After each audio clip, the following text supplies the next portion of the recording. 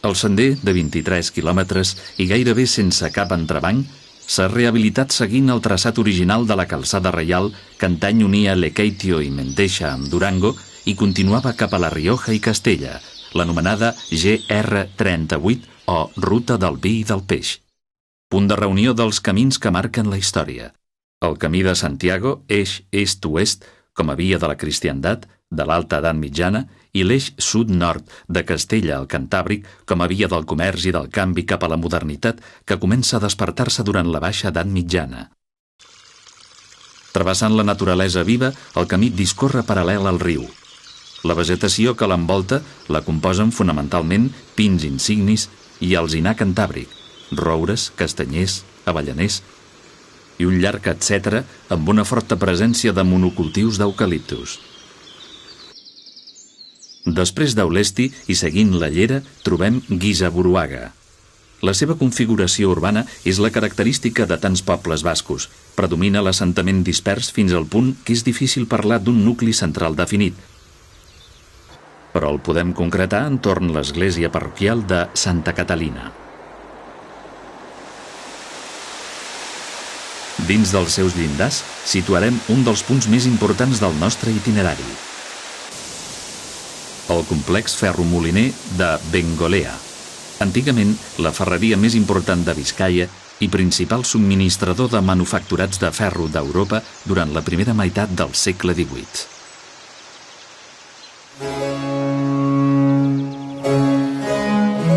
Bengolea ens transporta a una època d'esplendor en què l'alta qualitat de la vena mineral i la seva sortida comercial com a ferro forjat confirmen la siderúrgia tradicional basca com una de les seves principals fonts de producció. De la mà de Pedro Bernardo Villarreal de Berriz, savi basc i home d'acció, assistim a aquell gran moment històric sota la inèrcia del qual encara avui evolucionem. Partícip, amb esperit curiós i emprenedor del moviment conegut amb el nom dels novatores, en èpoques de preil·lustració, va saber estar a l'aguait de la realitat cultural del seu temps i des d'aquesta actitud expectant va portar una reflexió científica sobre el seu entorn immediat.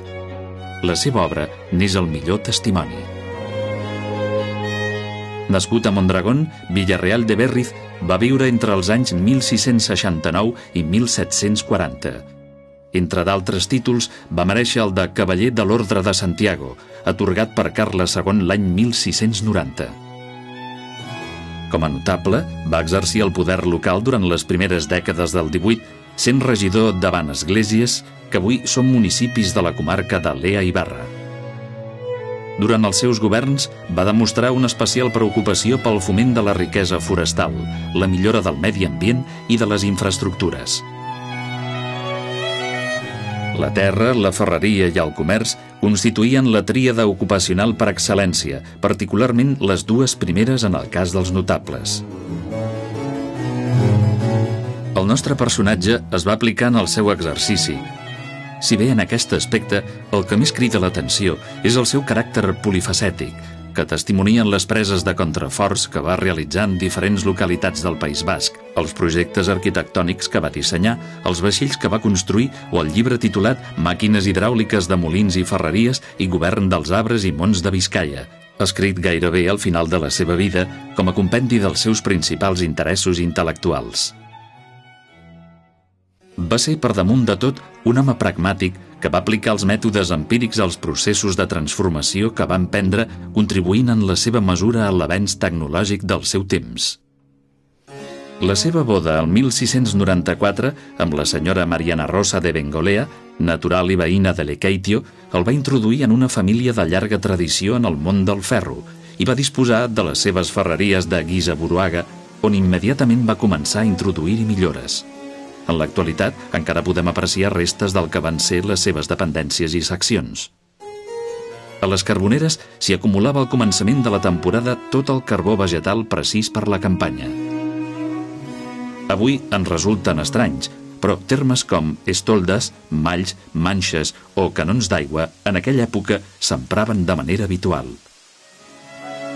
Quan Pedro Bernardo es va casar, la ferreria de Bengolea treballava fonamentalment pels mercats d'Índies.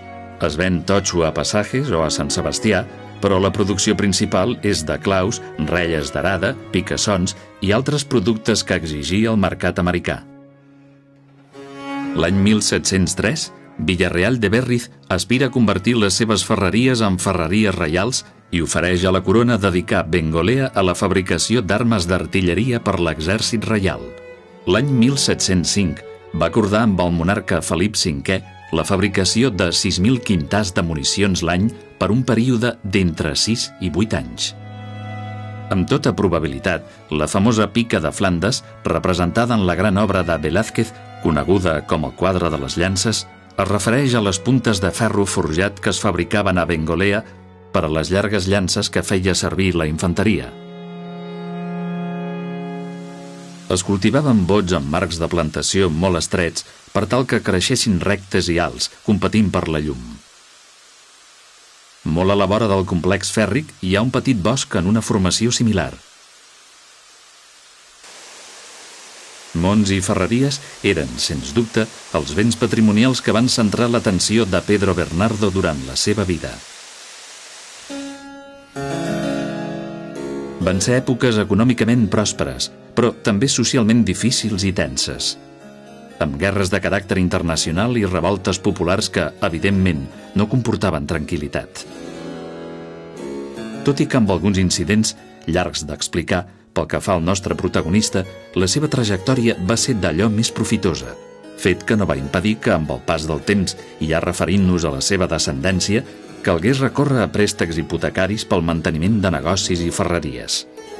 Pedro José Villarreal de Berriz i Bengolea, un dels seus 9 fills, orientat com a fadristern cap a la carrera d'armes, es va casar per poder amb Maria Vicenta de Barrenechea i Castaños, amb qui l'any 1765 va tenir una filla, Maria Josefa Francisca Pabla Vicenta, qui, entre els béns de la seva herència, va rebre també l'escriptura d'obligació datada a Lequeitio l'any 1824 davant de Juan Antonio de Uribarri i atorgada per ella en favor de Florencio de Arizmendi i per valor de 100.000 rals de bilió.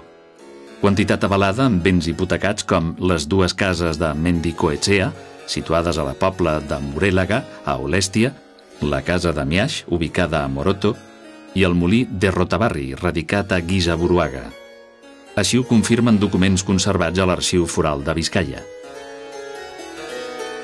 Cosa que hem de considerar com un tràmit més en la relació a les activitats econòmiques en aquells temps de famílies d'estirp consolidada. Com a tret característic de la noblesa basca, la Casa Torre és tot un símbol, i no ho és menys en el cas dels Bengolea. Bengolatorre s'alça al marge oposat del riu, i la seva façana principal mira cap al nord, cap a les fàbriques industrials. S'organitza en 3 eixos d'obertures. Sobre l'eix central, una de les obertures la corona l'escut de Bengolea, inscrit en cartel·la. Sota la teulada s'hi obren una sèrie de finestres de les golfes. Igualment, als laterals, a tocar de la teulada, s'hi aprecien formes de merlets que configuren la torre. La façana posterior també s'organitza en 3 eixos de finestres.